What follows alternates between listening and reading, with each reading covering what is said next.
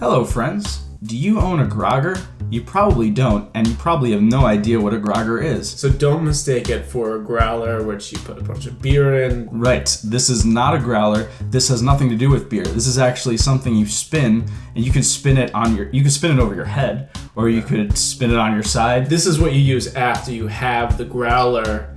And you you have a growler and you have some champagne, you get a little crazy, and then when the ball's about to drop, you take out that grogger and you spin it around like there's no tomorrow. But hopefully there is a tomorrow, and hopefully the world's not ending. Hooray, it's 2017.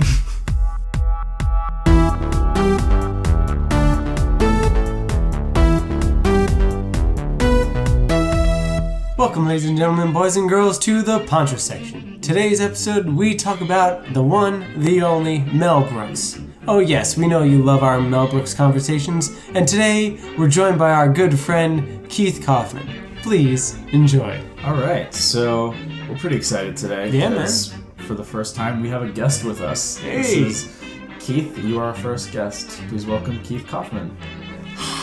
Yes. That's what we need. We should need some insert some applause. clapping, yeah. That would. Oh, you don't have some kind of gag rule? Oh. I mean, this is... What kind of podcast is this? You need to have a MIDI keyboard ready on hand at all times. And just some patches. Well, we'll have to do it in post. Yeah, that's our next thing, is to get some sound effects going. Yeah, Yes. so this conversation right now is absolutely mute because everything is going to be thrown in post. There's going to be some kind of... just what was that? I forgot the term. What's the instrument where you spin around and it does the... A grogger? Is that it? Wait, what instrument that you spin around? What, like, what, Happy New Year? Happy, or for, what is Somewhere it? For Purim? I'm Maybe. sure you were thinking of Purim. Are we gonna have to do this over? No, this is gold. This is great. This is better than I expected. So yeah, we'll get into it. Mike, why don't you start us off then?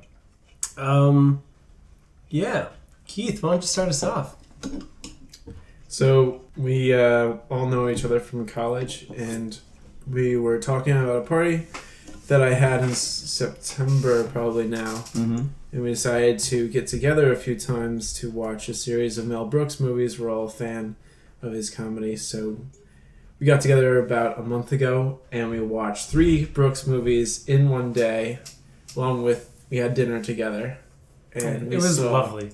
Well, we saw Spaceballs. Yeah, we started with saw Spaceballs. Young Frankenstein. Young Frankenstein, Blazing and Blazing Saddles. Saddles, right? And then we topped it off with another evening this past Saturday when we saw History of the World, Part 1. Part 1. And we saw right after that, which was a good segue, was Men in Tights, because there was a reference to History of the World with It's Yes. Good to Be the King. And when Patrick Stewart swings by at the end and makes out with the bride. Yeah. Before we talk about the specific Mel Brooks, I'm curious, what are you guys' thoughts on the Melathon that we had? Like, personally, I'm thinking I would love next year to do like a really big thing, like get a whole bunch of people together, start really early, and just go through them all. I like that idea. I think it's nice that we started small and that it was just the few of us this year. Yeah, we're testing it out. Yeah, it could be something that could get it, grow into something big. But How many movies could you watch in one day? and people do Star Wars marathons. Yeah, people do Star Wars marathons. So let's say at least 6. And you could watch all the Harry Potter movies all together. If you don't include bathroom breaks and food breaks, you could do it in 18 hours. So I feel even if you did... Doesn't mean I recommend it. No, but I'm just saying, it's possible. It can be done. I feel like even if you did 7 Mel Brooks movies, it wouldn't equal 1 Lawrence of Arabia. So you're good. Yeah, all right. Yeah. I mean, they're relatively short. They're about like an hour and a half each. I mean, I think it's a fun idea to pick any writer-director combo. We could do the same thing with Woody Allen, which, I mean, there's even more comparisons there, right? Writer-director, he's Jewish, there's... But Woody Allen, his movies are they're a different style of comedy, and they're varied as well. And, drama and dark. And they're varied, and there's one a year. That would make it tough. And now an Amazon show, too, which I haven't seen. So he keeps cranking them out. So out of the ones that we saw, I remember we were discussing in our previous Mel Our podcast, part two Mel, that you were saying like you haven't seen History of the World Part 1 in a while, but that was your favorite. Is it still your favorite? And Keith, I don't know if I ever knew if you had a favorite, and if you do, what is it? Ethan, first. Well, I'll go first and say that I still really enjoyed History of the World Part 1. But I think for me, I love the first half. It's great. But I love the second half much, much more. Okay. I really like the French. Once it gets into the French Revolution, it just it kicks it up a notch. And it just it goes off the rails, but in a very, very good way. If that makes any sense. I liked it a lot more than I remember. It was great. There's just so many funny things going on. And the stuff with Moses too. Oh yeah, because I forgot how funny that was. I love how just he always sneaks in Yiddish. Yeah. Into his thing. There's like, oh, there's a train. Always have to have a train in our podcast. Yeah. He has a thing. He's like, Moses, can you hear me? He's like, yes, a deaf man can hear you. What was that? Nothing. I gunished. I mean, it's the overtop Jewish character. You know, like he's gonna play a parody of himself. That's the point of that. And then just like in yogurt, you know. Oh yes. The name isn't inherently Jewish by any sense. But what does he play? Yeah. You know, his selling point is merchandise and making money. Yeah. He's even like paying just plain yogurt. Yeah. You heard me? Yeah. But and then in History World, like you were saying, the Moses part, there's two that are really funny to me. Obviously, the 15 commandments. 10 commandments. Yeah. And then at the end of the Rome segment of that movie where they come to the water and they're like, oh no, we don't know how to cross it. And then Moses appears and raises up. Yeah. It turns out he's being mugged. Yeah.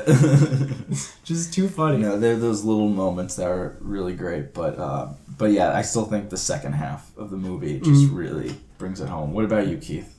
As far, I mean, I'm going to agree with that statement. The French Revolution part, especially with the king. Yeah. That entire character in of himself is a great representation of, I mean, when you read about King Louis and how ostentatious he was and decorative, and we look back on his culture and his cult of personality, and it's so ornate and maybe even a little gaudy now. But there was that disparity and discrepancy between the common man and him, and he just blows that way up in the air, especially with how he just goes up to women like Donald Trump and, you know. Hey, this isn't a political podcast. Right, but we have Donald Trump on audio too, pretty much acting like it's good to be the king. Yeah. You're right, yeah. In fact, that's his exact tone of voice when he's in that little, with Billy Bush and talking with him. The way in which he's speaking is almost identical to, you know, the parody of King Louis. But anyway, that makes a lot of sense. I mostly enjoyed before this marathon. I was more familiar with History of the World and Spaceballs, so those were my two favorites. Yeah. But then when you throw in Young Frankenstein into the mix, it's different. But I kind of like hold those three on the same level. I love parodies of themselves, so it's extremely difficult to ignore Spaceballs. Yeah. That's the best Star Wars parody there is, and I'm taking into account Robot Chicken, I'm taking into account Family Guy. They've done their own parodies, but Mel Brooks himself even recognizes that as his best work. Yeah, for sure. Yeah, I would say Spaceballs and Young Frankenstein might have been my two favorites. For me, it's definitely Young Frankenstein is still my favorite. Yeah, I think Spaceballs. I don't know if I would say it's also my favorite, but it has a special place in my heart as one of the first. I think the first one I saw was Robin Hood, and then the second one I saw was Spaceballs. That makes sense because of when we were kids. And then just Spaceballs, it's so great. And what's funny, I think, as you get older and you just learn more, it just becomes funnier and funnier. I found out something that because typically Mel would check with the director if they're still alive or a specific, because he checked with Alfred Hitchcock when he did High Anxiety. He wanted to get his blessing essentially to make that movie, and he also apparently checked with George Lucas when he was doing Spaceballs, and essentially George Lucas said, go ahead and do it just as long as it doesn't affect my ability to sell merchandise, which is why he stuck that whole merchandising thing in with yogurt. So yogurt actually wasn't Yoda, it was George Lucas. Oh, there you go. I would be rather remiss if I forgot to mention this story about Men in Tights, because we watched that movie, and I told Mike this, but I didn't tell Ethan, and obviously anyone who's listening. But when I was a kid, my father and I used to go to this movie store. I think it was in Albany, and they would flatten the VHS box covers, and you'd pick them out, and it was like $1 rental or something like this. And I was a big fan of the Kevin Costner Robin Hood movie, but on the cover of that movie, it's just one arrow on a bow, and just Kevin Costner with the bow extended, and it's on fire. I remember this image; it's like burned into my brain. Now I'm picking out movies as a kid, and you're 10 years old or whatever, and you see that cover and like, okay, that's really exciting. That's a bow and arrow. That's going to be action, and you're a young boy. And then you find Men in Tights. Well, what the cover of Men in Tights is, it's got Robin Hood, but he's got 5 arrows all stacked up. And you're thinking to yourself, like, oh man, like I'm in the mood for action. Who am I going to go with? Kevin Costner's like measly 1 arrow, or this badass 5 arrow conglomeration?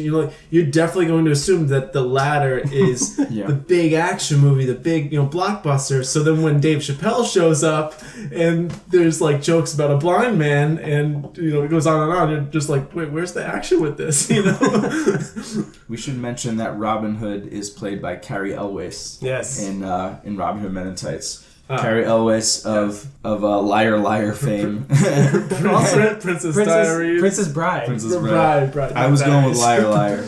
But yeah, Princess Bride. The claw. One thing that I realized, and I may have told both of you at some point, but when I went to Disney recently, and when we were in Hollywood Studios, they have this one ride where they kind of take you on the history of cinema making. Yeah. And when you're waiting on the line, they show you clips from certain movies, and of course, the guy's name is escaping me right now.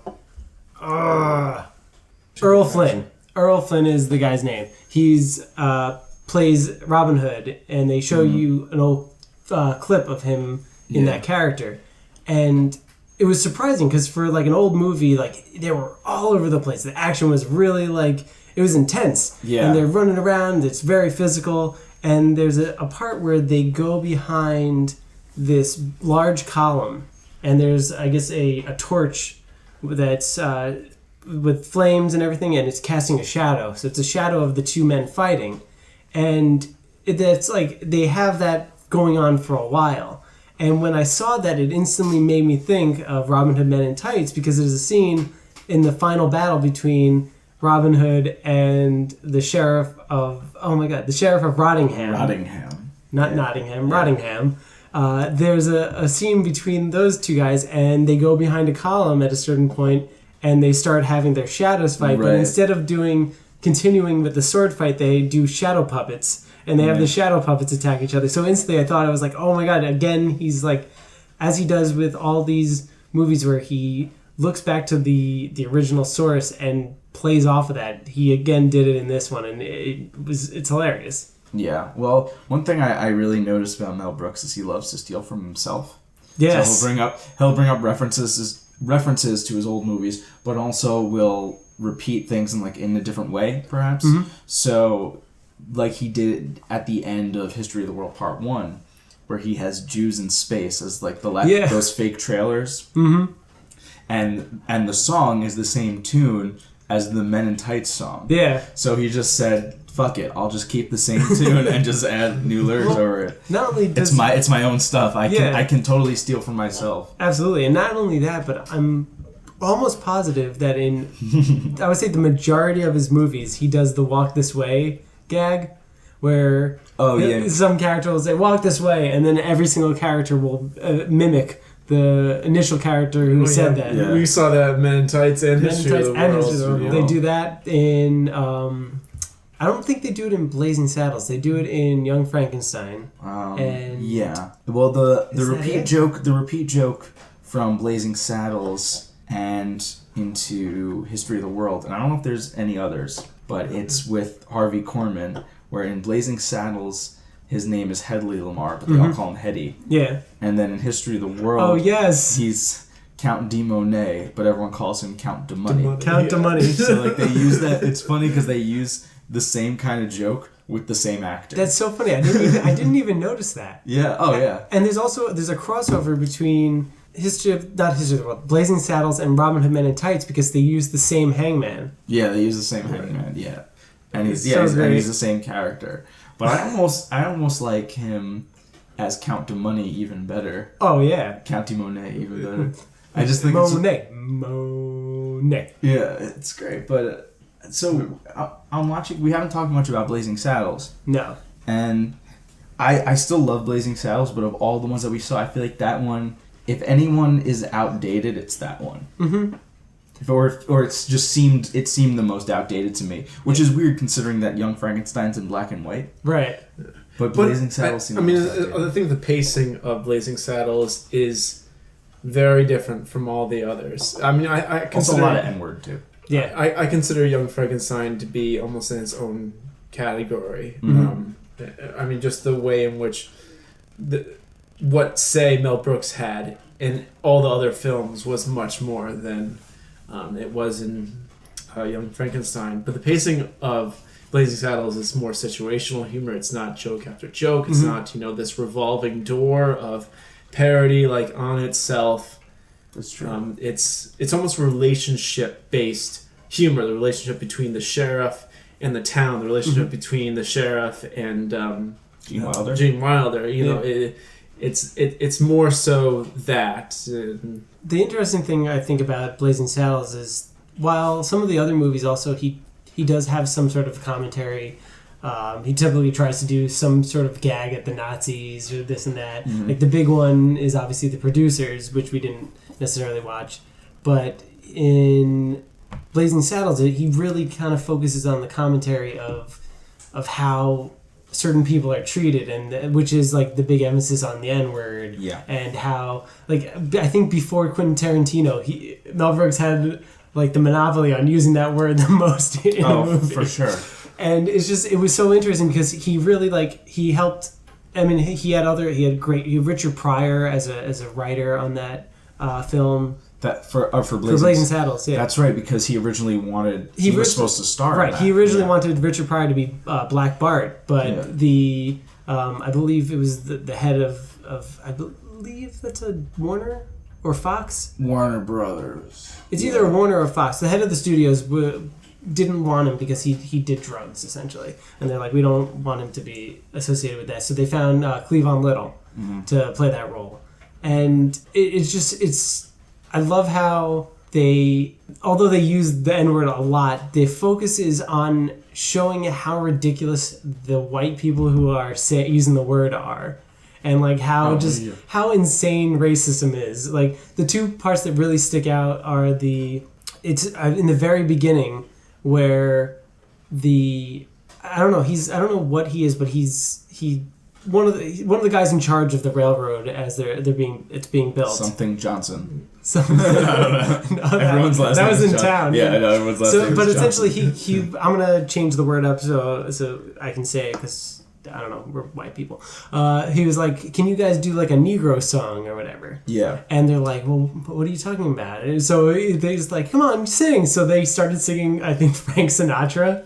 And it's no, I'm talking about like Camptown Ladies or something like that. And they're like, Camptown Ladies? I've never heard of this. So then all the white guys who were supposed to be in charge and think they're better than all these people start dancing around and acting like complete jackasses singing Camptown Ladies, which I think is just such like a beautiful juxtaposition of just like these people who think they're superior and are just dancing around like a bunch of jackasses saying these terrible things. Yeah. And then the other thing that pops in my head was shortly after Black Bart's walking around town and he walks up to the old lady and he's like, well, good morning, ma'am. Isn't it a lovely day? And she says, up yours, N-word. Yeah. And then Gene Wilder has this great story with a speech with him. He's like, you have to remember, these are people of the land. Like, these are just farmers. These are people, the common clave. He keeps going on. Morons. Yeah. Those two parts just stick out and always make me laugh. Yeah, well, that's the general idea, you know? And it's great, I think, that over time you'll see that the manifestation of irony, such the way that you put it, actually becomes the modern reality. So in other words, it becomes a selling point to have a black cowboy. So you got Blazing Saddles, and I'm sure there's other movies that are just not coming to mind for me right now, but now we got Django Unchained, right? That's like a modern example. Then you have The Ridiculous Six. That's like another modern example. So that's Quentin Tarantino, that's Antoine Fuqua. It's making that more commonplace, and it's embracing The Ridiculous Six, or are you talking about or The Magnificent Seven? It's The Ridiculous Six. That's like a Netflix. That was Adam whatever's Sandler. the Antoine Fuqua. I think I know what you're talking about. It's The Ridiculous Seven, isn't it? I think it is. Or The Magnificent Seven, like the remake one or the old one? Maybe the old one too. I actually am not sure. I'm not familiar with the cast. I think you might be talking about the new one. Well, there's... Or are we talking about There's so many of them. Was it the crazy... It's got Denzel Washington in it. No, that's the new... No. That's the new Magnificent Seven. That's the new Magnificent... That was great. The old... I haven't seen that, but I've seen the old Magnificent Seven, and I've seen the Seven Samurai. Oh, okay. That was like... So that was the first one, and then they made Magnificent Seven with Yul Brynner and Steve McQueen. Okay. Back in the day. Back in like 62, 61. Okay. And that movie's really good, too. I would like to see the new one, but yes, those are westerns. Those are westerns. Right. Those are examples of westerns. But the irony is like a way to it's like a foot in the door. It's the sense of entertainment, and it's certainly that literary element was never a stranger to Mel Brooks. And he was always willing to employ that. Otherwise, you'd never have the idea to parody anything whatsoever. Yeah. And there's also a fart scene in that movie. There's a great fart scene. Yeah. But I always think you have to take a subject matter that's worth parodying, if that makes sense. Yeah. Because a lot of times, and we've talked about this maybe too much, but I'm gonna mention it anyway. All right. With those terrible epic movie, those series where they're making fun of movies that are already funny and probably much funnier than them. Absolutely funnier. because they're terrible. And that's a really risky move, and it pretty much never works. Well, what it is, it's like being a musician and taking a piece of music and saying, I'm going to arrange it to my fashion, or I'm going to create a medley. That's all that is. The whole epic movie, not another teen movie. I mean, scary movie. But a medley that sounds like shit. It's a medley, and you can't go in expecting to experience anything that came up when you watched the original movies. But it's hit or miss. I think you got to treat it like an SNL episode, right? There's going to be some skits that you're really going to enjoy, other skits that maybe go too far, they're too cheeky, they're too crude. They're just widening their audience, right? They know that they're going to get this specific range of people, from 16 to 30 or something, right? That are going to either sneak into the theater because it's rated R, or they'll actually be able to buy the ticket or go in with their parents. I mean, are they the last people to do any kind of spoof movie? We had talked about think that so. in another podcast, and I can't remember their names for the life of me. But It was Jason and somebody else. that's sad, though, right? Filbert. That's sad that those are the only people around who are doing that sort of thing. And What about they're like not National good. Lampoon?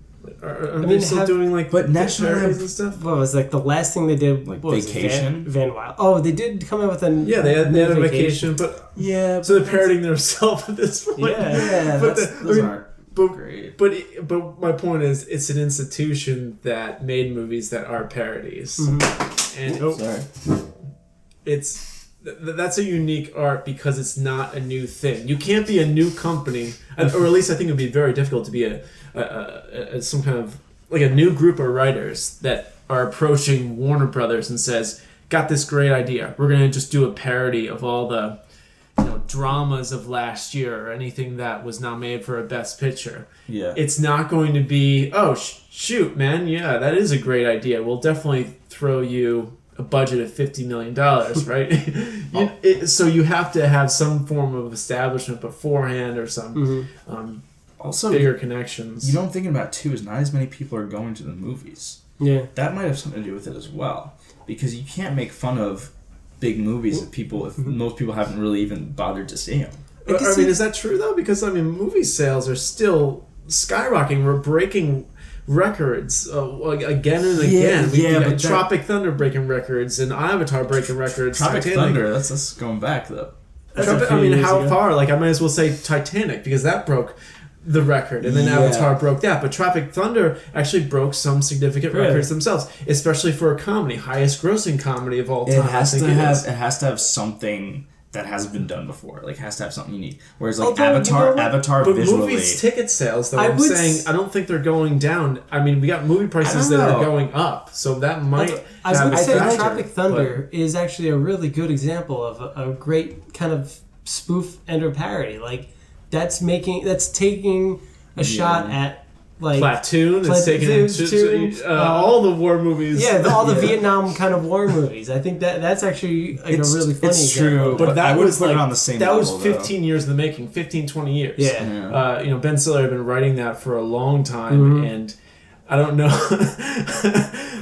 I wish there was, for the Academy Awards, a specific recognition for an actor in a comedic role, only that. So not like mixed comedy with theater or what I forget what the